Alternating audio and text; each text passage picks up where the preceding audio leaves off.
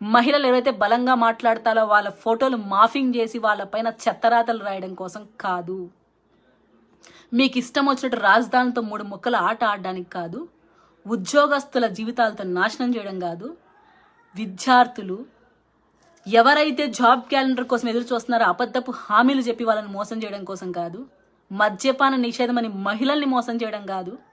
ఈరోజు ఏ సామాజిక వర్గ నాయకుడిని అదే సామాజిక వర్గ నాయకుడి తిట్టించడం కోసం కాదు. అల్లర్లు సృష్టించడం కోసం కాదు. ఆధిపత్యం పోరు కోసం కాదు. హుందాగా రాజకీయం చేసి రాష్ట్రాన్ని అభివృద్ధి దిశగా నడపడం కోసం. అది మర్చిపోయిన వైఎస్ఆర్సీ పార్టీ ఎన్నో అఘాయిత్యాలకి, అన్యాయాలకి, అక్రమాలకి పాల్పడి ప్రజల తీవ్ర స్థాయిలో వ్యతిరేకత ఎదుర్కొని ఈరోజు మీరందరూ కలిసి వచ్చారు కాబట్టి మేము ఓడిపోయాం అని సిగ్గు లేకుండా చెప్పుకుంటారేమో.